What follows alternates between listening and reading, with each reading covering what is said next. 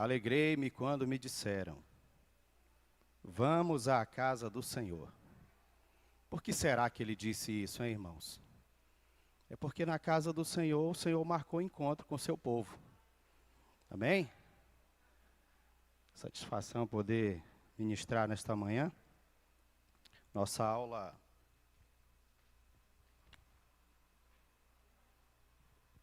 lição de número 11. Enfrentando as fornalhas da vida. Nosso texto base foi lido em Daniel, capítulo 3, versículo 13 até o versículo 15. E é um assunto muito interessante, o texto, enfrentando as fornalhas da vida. Eu acho interessante que Isaías, capítulo 43, o Senhor faz uma promessa ao povo de Israel. O Senhor diz assim: quando passares pelas águas, não te afogarás. E quando passares pelo fogo, não te queimarás, nem a chama arderá em ti. Então, irmãos, olha só. Ele não diz se passares pelo fogo. Ele diz quando passares pelo fogo. Então, tem um momento, tem uma hora que todo mundo vai passar pelo fogo, pela provação. Porque o crente é provado, ele precisa ser provado. Refinado como ouro através do fogo. Depois que ele é provado, depois que ele é refinado, aí ele alcança a vitória. Amém? Queridos, nós estamos diante de uma história, um relato bíblico, que fala de 3 companheiros de Daniel. Sadraque, Mesaque, Abidnego, já são seus nomes caldeus citados aqui. E esses rapazes, desde que pisaram na Babilônia, resolveram ser diferentes. Eles foram levados cativos, saíram da sua terra, da sua pátria, e agora são cativos, eram nobres, porque o rei mandou recrutar os nobres para que servissem no palácio, que fizessem parte do governo da Babilônia, que fossem auxiliares do rei. E quando nós lemos do capítulo 1, é colocado diante daqueles moços oportunidades. É colocado diante deles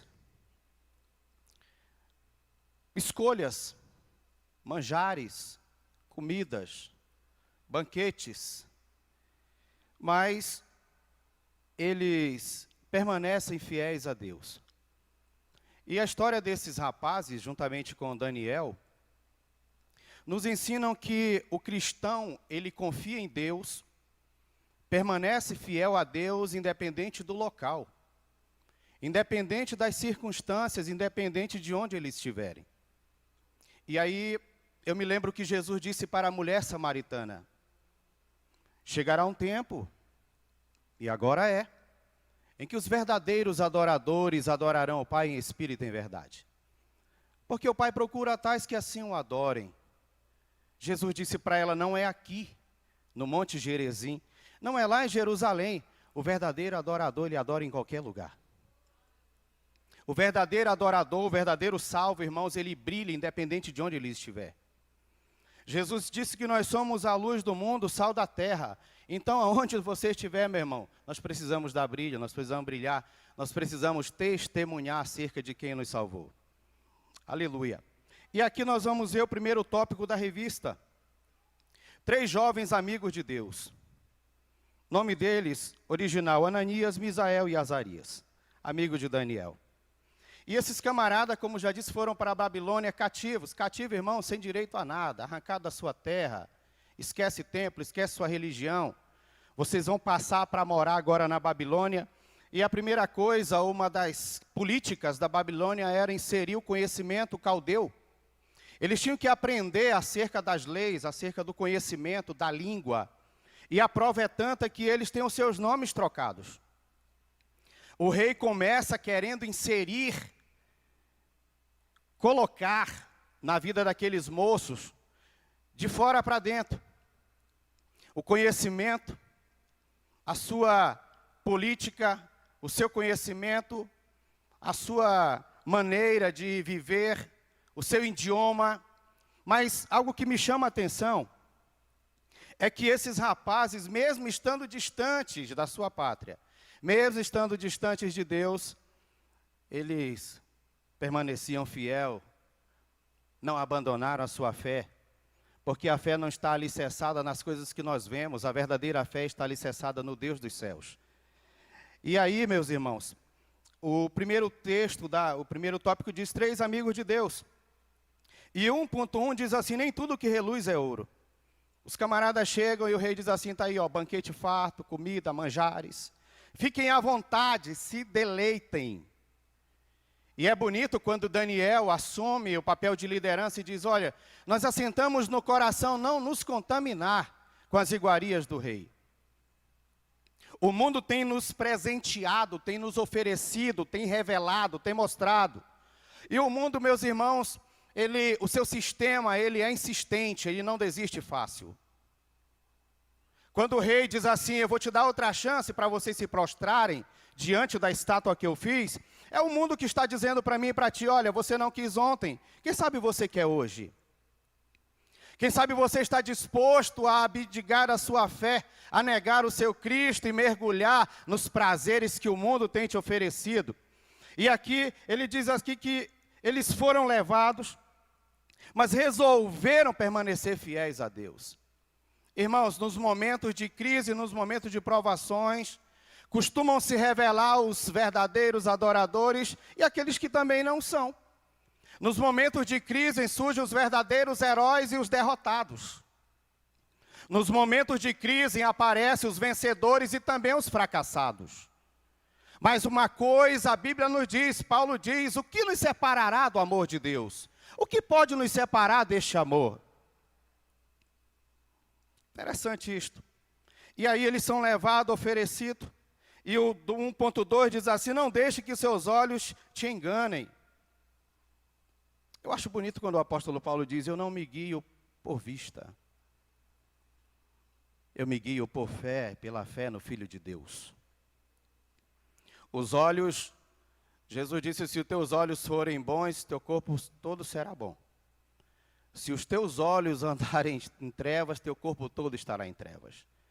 E aí quando a gente fala de olhos, como não se lembrar de Eva? Viu o fruto do conhecimento do bem e do mal, cobiçou, olha aí a cobiça dos olhos. Cobiçou, quis. Não podia, ó, come de tudo, esse aqui não pode, não pode. E aí ela vai e cobiça com os olhos. O primeiro passo é começar a cobiçar com os olhos. E aí vai gerando uma semente, vai crescendo dentro. Deixa eu lhe dizer uma coisa. Ninguém cai da noite para o dia. Ah, o fulano caiu. Irmãos, é um processo. É um processo que vem sendo alimentado. É um processo que vem sendo trabalhado. Aquela mente vem trabalhando, a semente está sendo lançada e vai chegar um tempo em que vai ser consumado. E a Bíblia diz que uma vez o pecado consumado gera a morte. Então ninguém cai da noite para o dia, tão santo caiu. Não, alguma coisa tinha errado aí. E aí ele diz aqui, ó, não deixe que os teus olhos te enganem. Irmãos, não se enganem. O mundo é lindo, o mundo é bonito. É ou não é, irmãos? Tem tanta coisa linda no mundo. Tanta coisa que chama a atenção, tanta coisa que parece ser boa, mas o seu final é morte. O mundo tenta nos seduzir de todas as maneiras, e eu falo nós, povo de Deus, porque é o povo separado, escolhido, é um povo que tem dono. O povo que foi tirado de dentro para fora, o povo que foi tirado do sistema do mundo, para a glória de Deus, para servir ao Senhor, é esse povo que é perseguido, é esse povo que é a cada dia tentado pelo mundo e pelo diabo. Mas o que nós vamos fazer, pastor, quando todas essas coisas chegarem à nossa porta, a porta da nossa alma, para querer nos ganhar, para querer nos desvirtuar do caminho? Nós vamos fazer, meu irmão, exercitar a nossa fé. Nós vamos exercitar a nossa fé e dizer, em Cristo Jesus, eu sou mais do que vencedor e eu posso todas as coisas. Eu posso vencer o mundo, eu posso vencer o diabo, eu posso vencer as provações. Eu posso vencer as tentações em Cristo Jesus. Percebam, em Cristo Jesus, Paulo disse, eu sou mais do que vencedor. Paulo não está dizendo, eu sou mais do que vencedor em mim mesmo. Ele diz, eu sou em Cristo Jesus. O segredo da vida cristã é viver em Cristo, é andar em Cristo, é morar em Cristo, ser salvo por Cristo, professar a Cristo, andar com Cristo, entregar a sua vida a Cristo. Paulo diz, não vivo eu, mas Cristo vive em mim. E a vida que agora vivo, vivo na fé pelo Filho de Deus.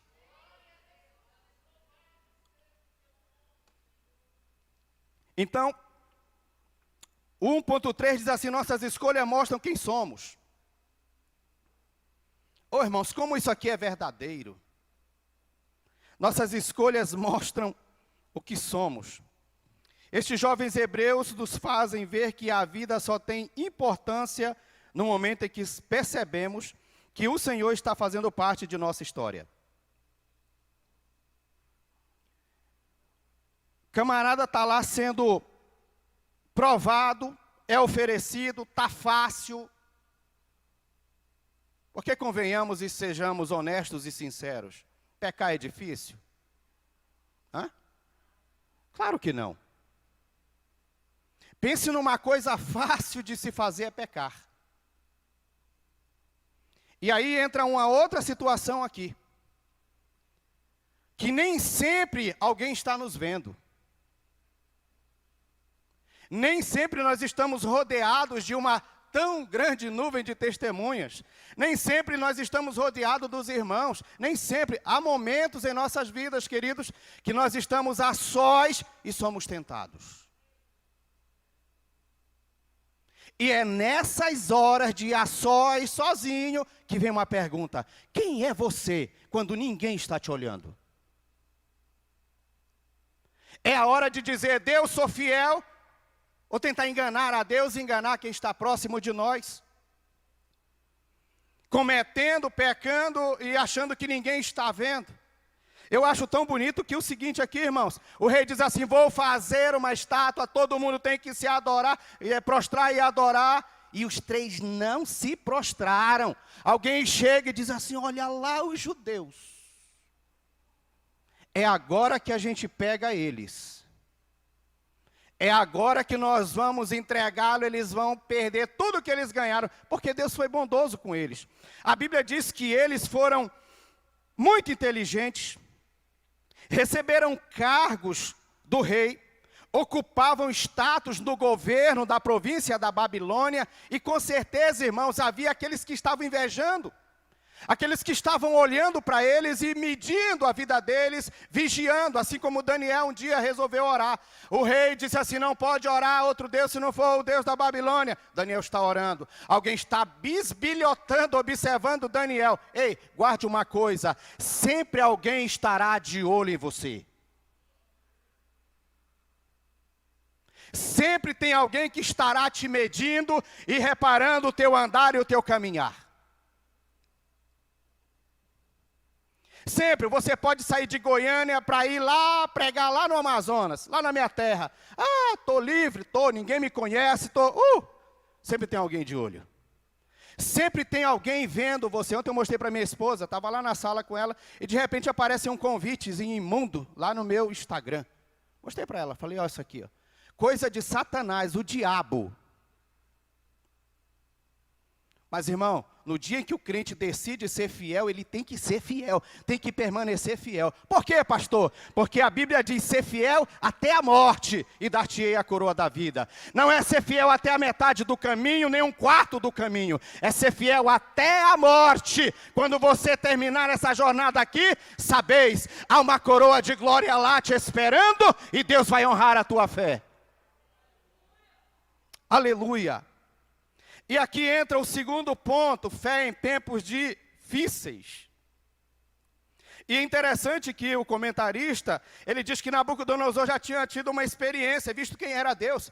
Porque quando ele tem aquele sonho cabuloso, que ninguém consegue decifrar, é Daniel quem vem trazer a revelação do sonho.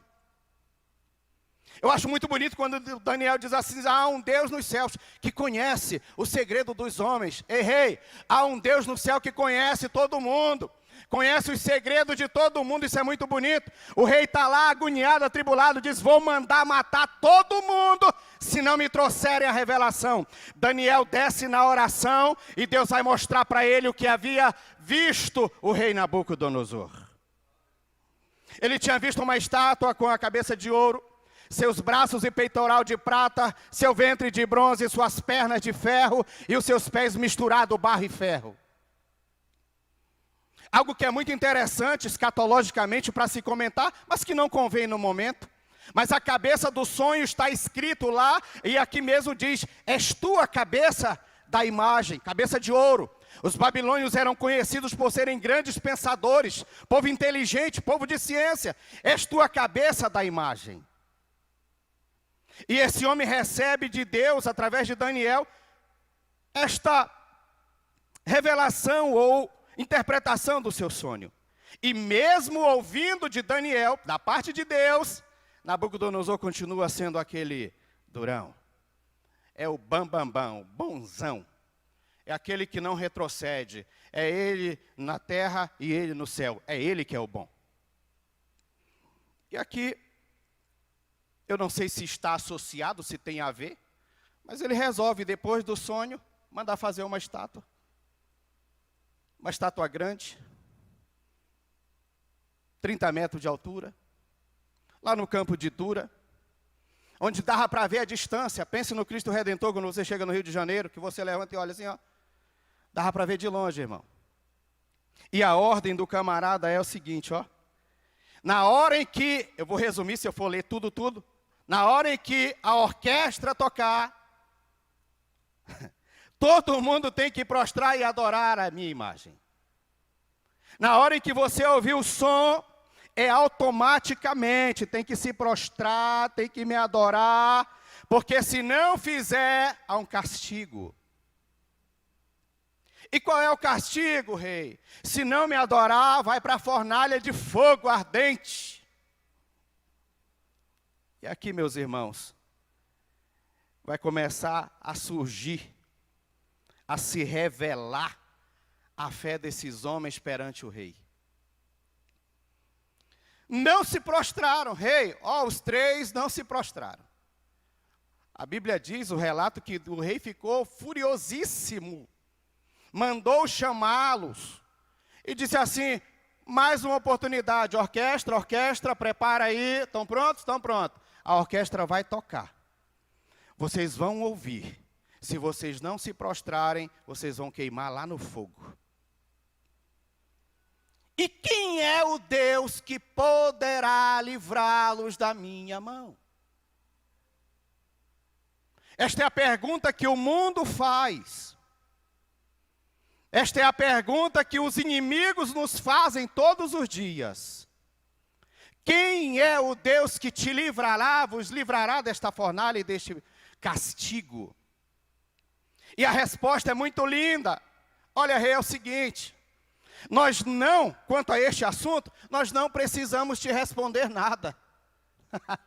O crente fiel, salvo em Jesus Cristo, ele tem convicção de quem ele é diante de Deus e do que Deus é para ele na vida dele. Eu não preciso ficar batendo tambor, tocando buzina, tocando trombeta, não.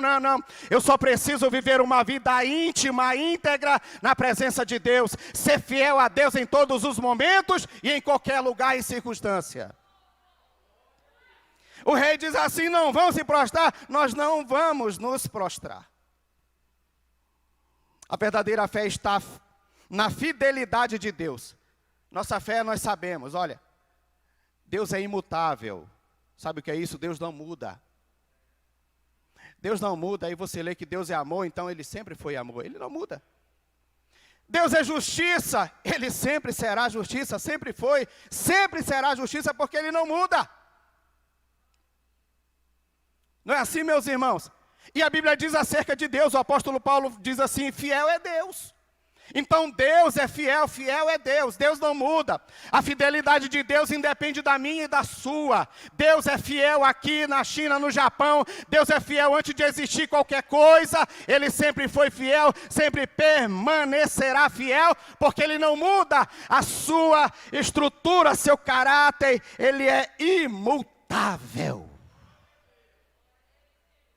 A gente até oscila às vezes. A gente às vezes até dá uma trambicada ali, mas Ele permanece o mesmo. É por isso que Ana, lá no seu canto, glorificando a Deus pelo milagre que recebeu, diz assim, ó: rocha nenhuma há como o nosso Deus. Firmeza, verdade, fidelidade é o nosso Deus. Agora percebam aqui, quando a morte é lucro, não se dobraram, não se ajoelharam. Parece que eu vejo os inimigos, os adversários, quem entregou, os caldeus, os invejosos, estão todo mundo reunido. Parece aquela plateia no teatro e as ovelhinhas estão lá para serem jogadas no fogo. Sabe aquele momento que eles estão comemorando, dizendo: é agora, é agora, é agora que eles vão negar. É agora que eles vão se ajoelhar, é agora que eles vão retroceder, é agora. Mas não vão não, irmão. Não vão não. Porque quem conhece ao Cristo glorificado não retrocede, não volta para trás. Quem conhece a Cristo verdadeiramente é nascido de novo. E quem é nascido de novo vence o mundo. E o que é que vence o mundo? É a nossa fé, é a palavra de Deus em nós, é o Espírito de Deus em nós. E aqui a plateia está montada dizendo: não vão, não vão. Vem cá, acende, põe 7 vezes mais quente o fogo da fornalha e os lança lá dentro. Irmãos, o negócio estava tão quente, que quem jogou os 3 lá dentro morreu queimado. Não sei quantos foram, mas quem jogou lá dentro morreu queimado, nem precisou entrar dentro. Pense numa quentura. Mas aí vem a pergunta e a resposta, vem a resposta para o rei Nabucodonosor: quem é que te livrará desta fornalha de fogo? É o Deus do fogo, que criou o fogo, que nos acende com fogo, nos batiza com fogo. É Ele que livrou o povo lá da fornalha e continua nos livrando.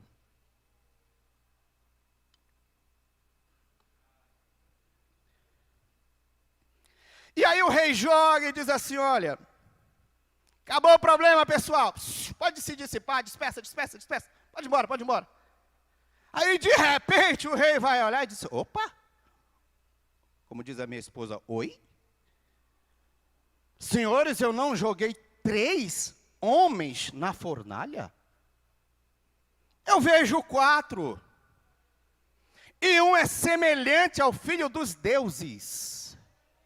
E os homens não queimaram, não morreram, estão andando. Os 4 caminham, estão andando no meio da fornalha. Eu vou até trazer aqui uma alegoria rapidinho. Eles estão cultuando Deus lá no meio da fornalha, no meio do fogo. Eles estão cultuando ao Senhor que os livrou. Porque o crente não adora a Deus só nos momentos de bonança. Ele adora muito mais no momento das crises e das provações da vida. Jó perdeu tudo e todos, mas no momento crucial da vida diz: o Senhor Deus deu e tomou. Bendito seja o nome do Senhor. Aleluia. Terceiro ponto, Deus que confunde o inimigo. Não eram 3, agora são 4. Sabe quem estava lá? Teofanicamente, Jesus Cristo, o Filho de Deus. Aquele que se manifestaria depois, e João diz assim: no princípio era o verbo, e o verbo estava com Deus, e o verbo era Deus. Todas as coisas foram feitas por ele, sem ele nada do que foi feito se fez. Nele estava a vida, e a vida era a luz dos homens. Oh, meu Deus! E o verbo se fez carne e habitou entre nós, e vimos a sua glória, como a glória do unigênito do Pai, cheio de graça e de verdade. Era ele que estava lá. Sabe quem estava lá? É aquele que João diz assim: e quando olhei para ver quem falava comigo, vi 7 castiçais de ouro, e no meio dos 7 castiçais, um semelhante ao Filho dos Homens, aleluia, cingido com o peito, com cinturão de ouro, cabelo branco, olhos como chama de fogo. Era ele que estava lá, mas ele se revelaria um dia, e se revelou, se manifestou. Aquele que se manifestou na fornalha lá para Sadraque, Mesaque e Abednego, se fez carne e habita entre nós. Aleluia. Irmãos, eu falei, Isaías disse assim: quando tu passares, querido, olha, querido, o momento vai chegar. Porque Deus quer nos tratar, precisa nos tratar. E pastor, por quê, pastor? Por quê? Porque você e nem eu somos perfeitos. Existem imperfeições em nós. Existem coisas em nós que Deus precisa tirar. E muitas vezes ela é tratada com aprovação, meu irmão. É na fornalha do fogo que Deus tira, Deus trata, irmão. Então quando chegar o fogo, te lembra deles aqui. Não negue a sua fé, não baixe a sua guarda. Permaneça fiel, porque Ele é fiel. Segundo tópico do tópico 3. Em Deus nós somos mais do que vencedores. Tenho 10 minutos. Em Deus somos mais do que vencedores. Que diremos, pois, dessas coisas? Se Deus é por nós, quem será contra nós? Aquele que nem o seu próprio filho poupou, antes o entregou por nós. Sendo nós ainda pecadores, como não nos dará com ele todas as coisas? O que nos separará do amor de Deus? Será a peste, a espada, o porvir, os anjos, demônio, tribulação, fome, peste, nudez, perigo? O que será que nos separará do amor de Deus? Paulo está perguntando. O que nos separará do amor de Cristo Jesus? O que, irmão, pode te separar do amor de Deus? Paulo diz assim: estou bem certo de que nada, neste mundo, nem no porvir, nem principado, potestade, fome, sede, nada pode nos separar do amor de Deus que está em Cristo Jesus, o nosso Senhor. Nada pode nos separar. Você estando no fogo ou não, Ele te ama. Estando na bênção ou não, Ele te ama. Estando com saúde ou não, Ele te ama. Estando doente ou não, Ele te ama. Ele ama você e continuará te amando.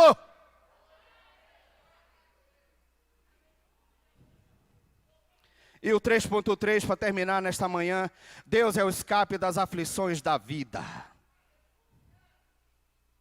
Eu acho bonito quando o salmista diz assim: o laço quebrou e nós escapamos. Todo mundo aqui um dia foi laçado. Todo mundo aqui um dia foi laçado.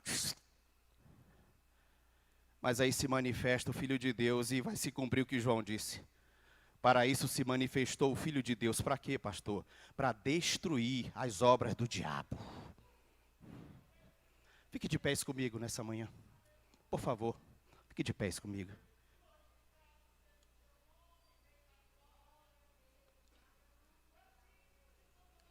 Deus é o escape das aflições da vida.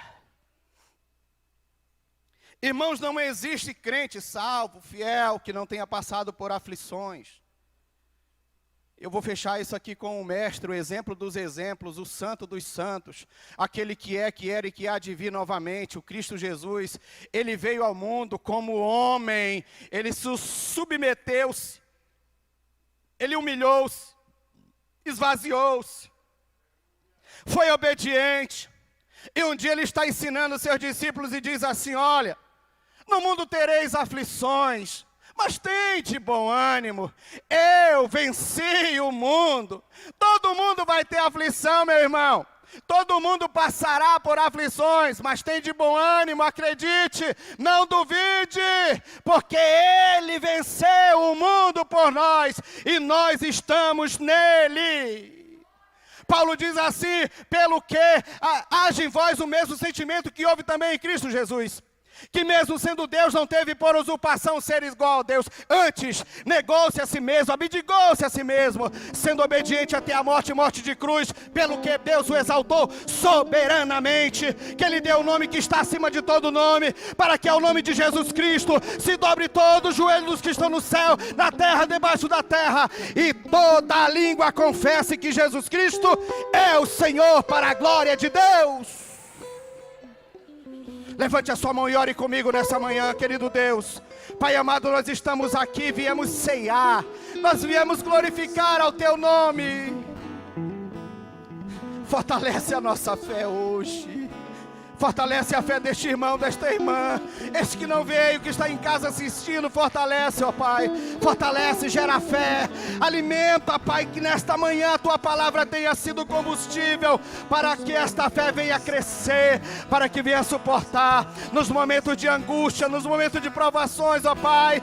E que diante das adversidades da vida, nós possamos erguer a cabeça e sair triunfantes em o nome do Senhor Jesus. Deus abençoe.